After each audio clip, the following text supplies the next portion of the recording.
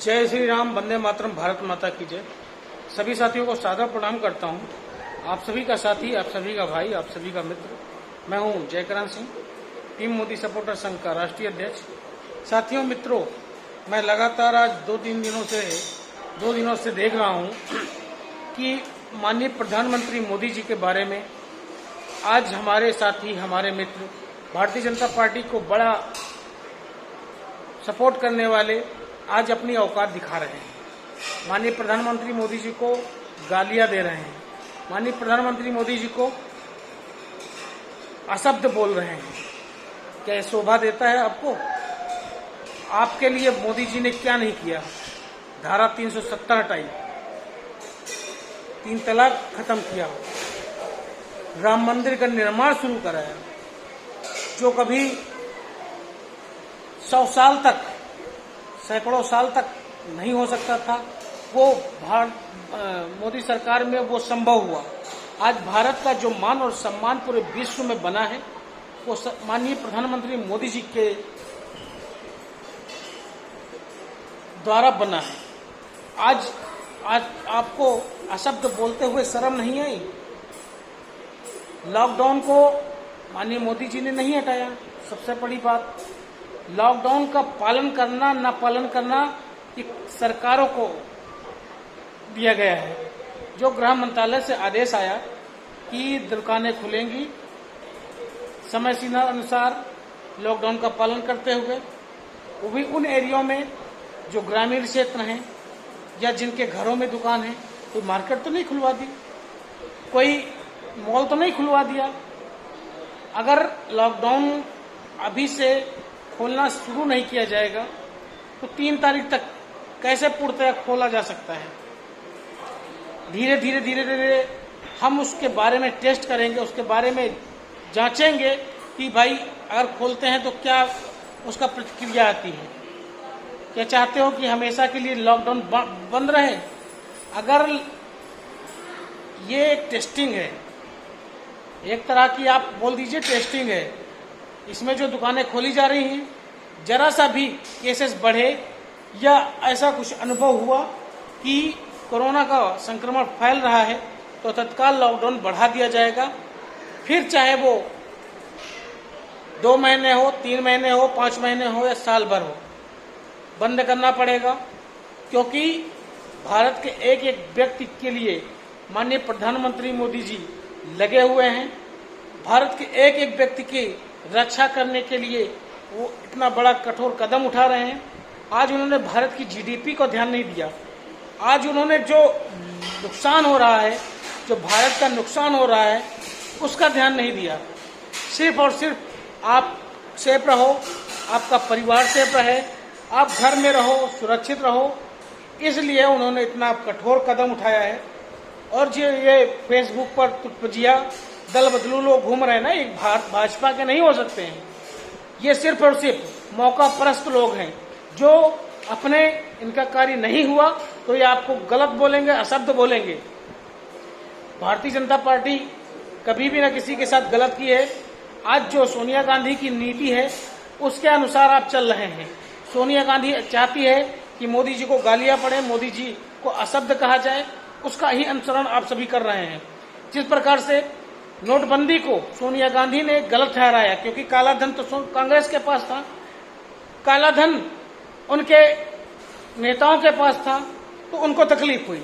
आज फिर पुनः से इस लॉकडाउन का भी विरोध कांग्रेस कर रही है, कांग्रेस के लोग कर रहे हैं, सोनिया गांधी कर रही हैं। क्यों कर रही हैं? क्योंकि वो इसमें भी राजनीति खेलना चाहती हैं। आज किसानों को भड़का रही हैं, हिंदू मुस्लिम को भड़का रही हैं, लोगों को भड़का रही हैं। अब उन्होंने आप पर यह आजमाया है कि आप भड़कोगे नहीं भड़कोगे। ये मोदी जी ने कोई निर्णय नहीं लिया था लॉकडाउन खोलने का।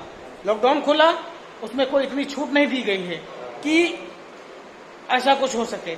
अगर कोई गलत व्यक्ति इस तरह से करता है तो लॉकडाउन फिर बढ़ाया जाएगा।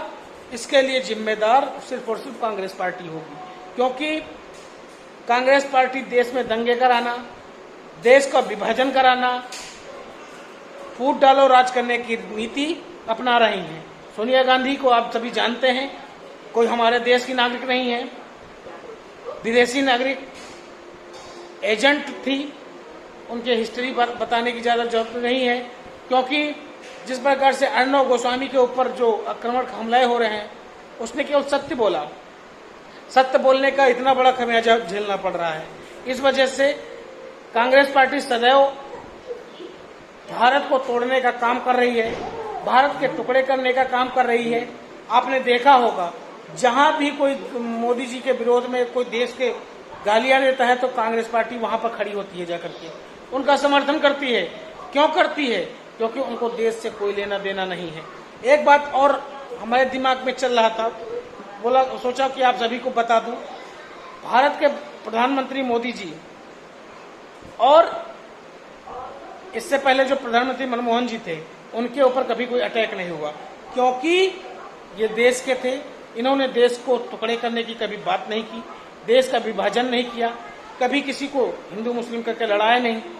कांग्रेस पार्टी के आपने देखा होगा, सबसे पहले प्रधानमंत्री जवाहरलाल नेहरू किस प्रकार से उनकी रहस्यमय मौत हुई, क्यों हुई, इसके पीछे का भी रीजन आप पढ़ लेंगे, इतिहास आपको दिख जाएगा।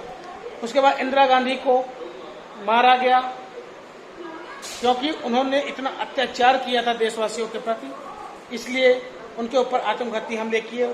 क्या कारण रहा होगा, उस समय का कंडीशन उस समय के लोग ही बता सकते हैं।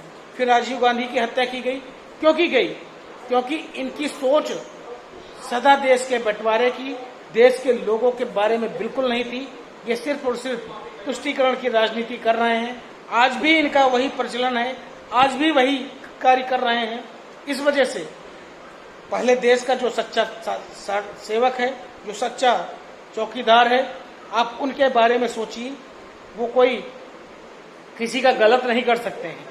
इस वजह से आज माननीय प्रधानमंत्री मोदी जी के बारे में देश विदेश में बैठे लोग भी तारीफ करते हैं।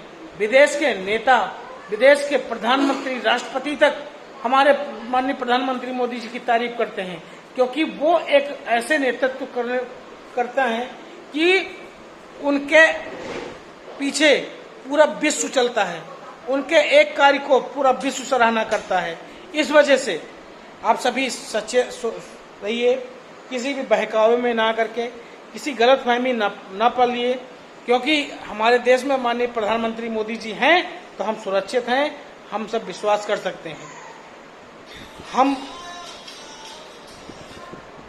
2 रोटी भले कम खाएं, लेकिन सुरक्षित रहें, सेफ रहें। यही देश के सेवक का सपना है और यही वो कर रहे हैं। जय हिंद, जय भारत, वंदे मातरम, जय श्री राम।